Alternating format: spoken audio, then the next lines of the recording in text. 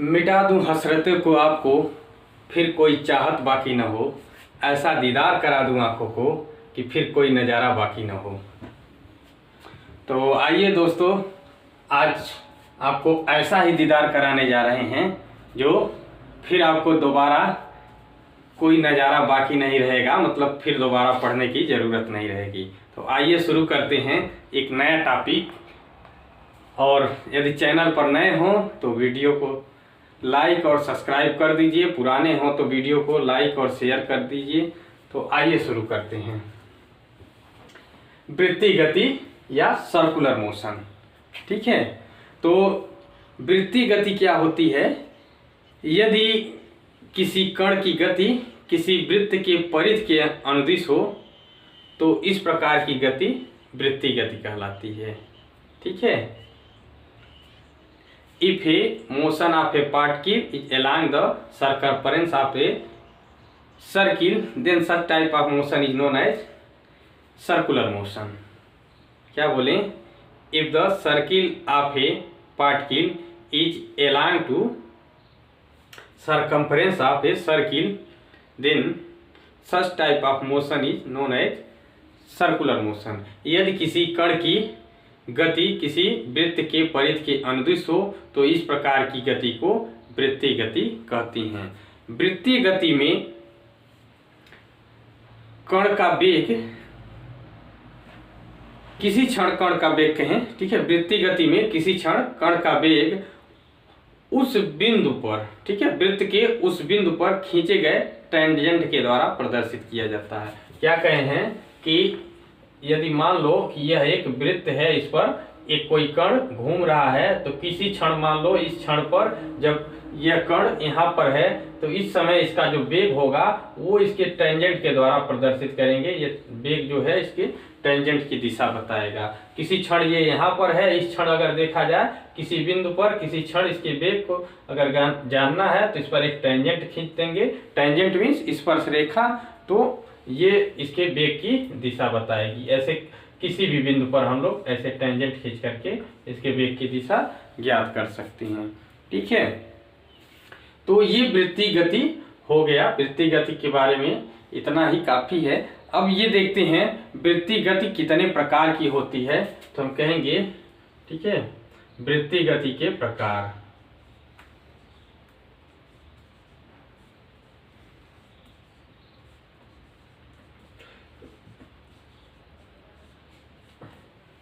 वृत्तीय गति के प्रकार। वृत्तीय गति दो प्रकार की होती है। पहला जो होता है उसको हम लोग कहते हैं एक समान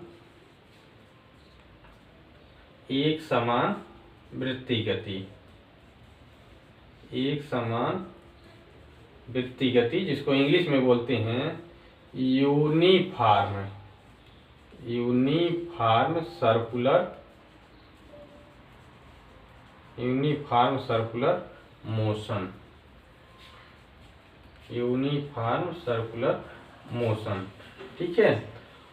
और जो दूसरा होता है वो होता है असमान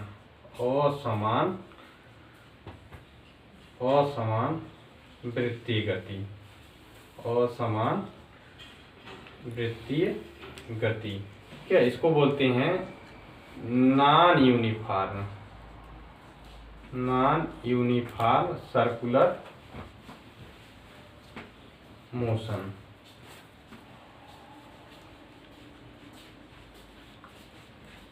ठीक है, तो पहला है एक समान वृत्तीय गति यूनिफॉर्म सर्कुलर मोशन, दूसरा है असमान वृत्तीय गति यानी नॉन यूनिफॉर्म सर्कुलर मोशन। ठीक है, तो आइए बारी बारी से इन पर स्टडी करते हैं। ठीक है, ये जो एक समान वृत्तीय गति है आपको पढ़ना दोनों है, दोनों सिलेबस में है। ठीक है, जो एक समान वृत्तीय गति है, नाम से ही स्पष्ट हो रहा है कि वृत्तीय गति इस प्रकार का वृत्तीय गति जिसमें कण का जो वेग है या कण का जो चाल है, वेग नहीं बल्कि चाल की बात करेंगे, यानी वृत्ताकार पथ पर जो उसकी चाल होगी वो नियत हो, या दूसरे शब्दों में कह सकते हैं वेग का परिमाण। ठीक है, ऐसे कह सकते हैं कि एक समान वृत्तीय गति में कण के वेग का परिमाण प्रत्येक बिंदु पर नियत होता है। ठीक है, या कह सकते हैं कि यदि कोई कण वृत्तीय गति कर रहा हो, इस प्रकार से वृत्तीय गति कर रहा हो कि प्रत्येक बिंदु पर कण का वेग का परिमाण समान हो, या दूसरे शब्दों में कहें कण की चाल समान हो, तो इस प्रकार की जो गति होगी उसी को हम लोग कहेंगे एक समान वृत्तीय गति। ठीक है, लिखा नहीं रहे हैं, लेकिन आपको पूरे जितने भी जैसे ही चैप्टर समाप्त होगा आपको इसका PDF मिल जाएगा। ठीक है, तो इसलिए आपको लिखा नहीं रहे हैं। ठीक है,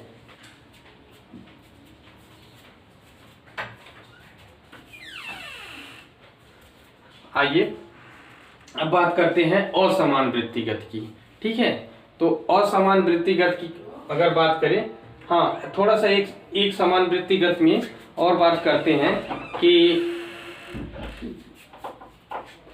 एक समान वृत्तीय गति में, ठीक है, यदि मान लें कि ये पिंड है,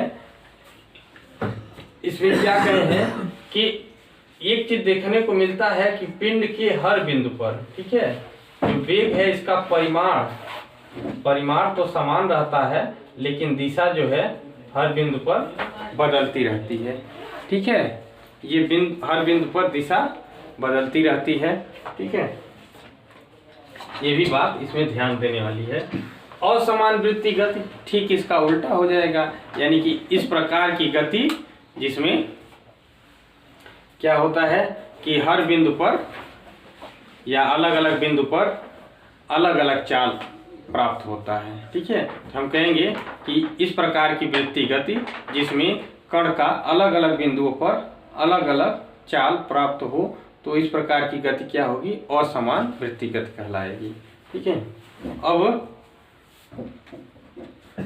असमान वृत्तीय गति के क्या उदाहरण है, तो असमान वृत्तीय गति के उदाहरण हैं ये असमान वृत्तीय गति के उदाहरण, जैसे कि किसी पत्थर को रस्सी में बांध करके ऐसे हिलाएंगे, नचाते हैं जो, तो उसमें क्या होता है कि अलग अलग बिंदुओं पर उसका वेग अलग अलग, ऊर्ध्वाधर ऐसे बांध करके नचाएं तो। ठीक है, तो ये हो जाएगा असमान वृत्तीय गति। अब आगे बात करते हैं। ठीक है, तो आओ इन गतियों को हम लोग पढ़ा जाएगा, चाहे एक समान चाहे असमान, लेकिन इनसे पहले कुछ इनसे जुड़ी तथ्य को पढ़ लिया जाए तो इसके बारे में आगे पढ़ा जाएगा, जैसे कि angular displacement, angular velocity, angular acceleration. ठीक है, तो आओ बारी बारी से एक एक को देख लिया जाए। पहला जो है इसमें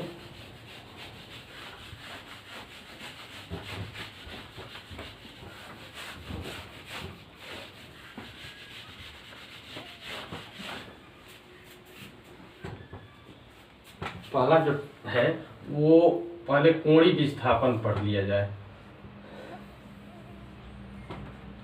कोणीय विस्थापन,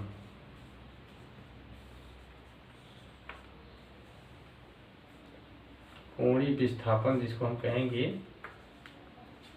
एंगुलर डिस्प्लेसमेंट।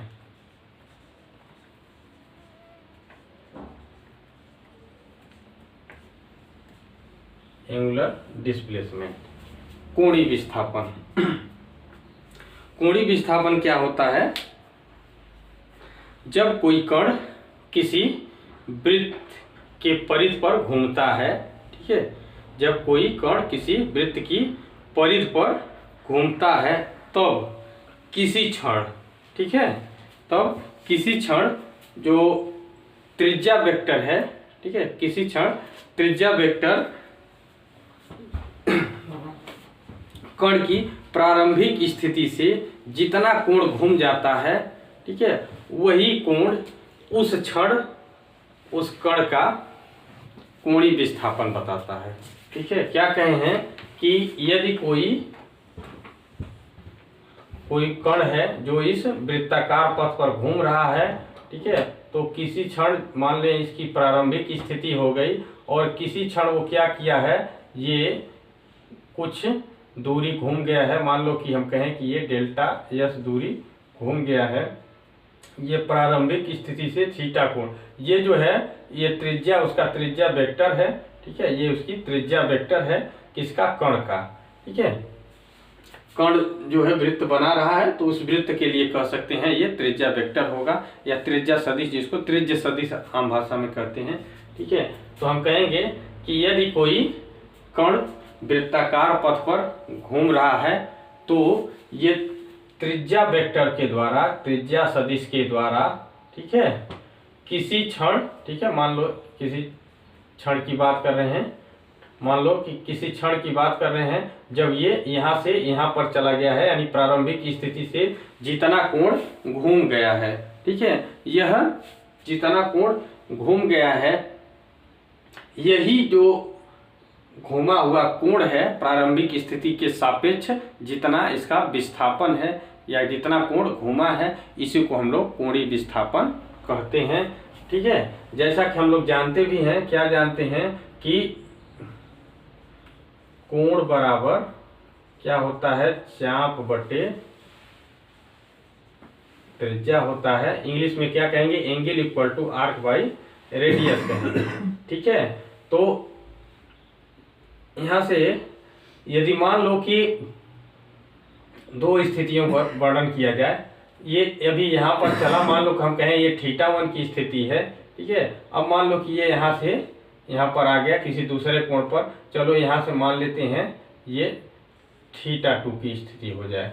ठीक है, ये θ2 की स्थिति हो जाए और पूरा अब कहें जो डिस्प्लेसमेंट है, ठीक है, ये चेंजिंग जो है यहाँ पर, या नाम भी दे देते हैं, चलो नाम दे देते हैं और अच्छा रहेगा, नाम ये दे देते हैं कि मान लो यहाँ से यहाँ तक गया था तो ये S1 डिस्प्लेसमेंट था, अब यहाँ पर S2 डिस्प्लेसमेंट हो गया। ठीक है, तो अब अगर हम कहें कि जो कोण निकालेंगे, ठीक है, तो हम कहेंगे कि जो स्मॉल चेंजिंग आया होगा यहाँ से यहाँ तक जाने में, वो कहेंगे कि डेल्टा थीटा का, और यही डेल्टा थीटा जो होगा कोणीय विस्थापन होगा। डेल्टा थीटा इक्वल टू क्या होगा, तो हम कहेंगे θ2 माइनस θ1 कर सकते हैं।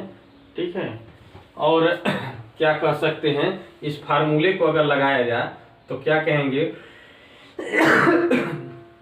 यहाँ से हम कह सकते हैं कोण बराबर चाप बटे त्रिज्या, तो यहाँ स्मॉल कोण डेल्टा थीटा, चाप कितने का है, ठीक है, तो S2 माइनस S1 कर सकते हैं, इससे कर सकते हैं delta S equal to S2 माइनस S1 हो जाएगा। ठीक है, इस टाइम इंटरवल डेल्टा टी, यही जो है डेल्टा टी टाइम इंटरवल में। ठीक है, तो यहाँ से कह सकते हैं ये हो जाएगा डेल्टा S अपान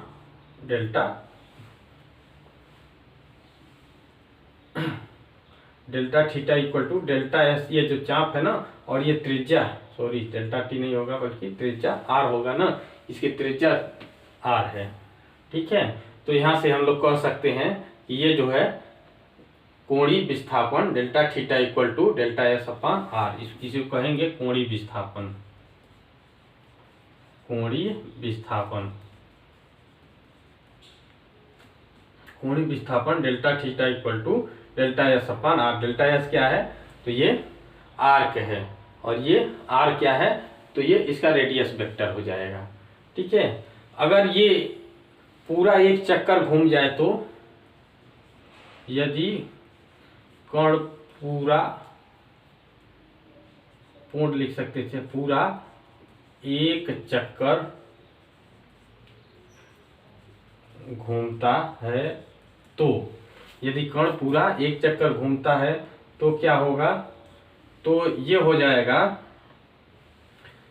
ये थीटा इक्वल टू, तो पूरा ये डेल्टा थीटा नहीं बल्कि पूरा थीटा घूम जाएगा, और ये डेल्टा S कितना होगा, पूरी परिधि घूम जाएगा। कितनी परिधि होती है, 2 पाई R घूमेगा, और नीचे ये R होगा, और इसका यूनिट क्या होगा, तो हम लोग जानते हैं कोण है, कोण की यूनिट रेडियन होती है।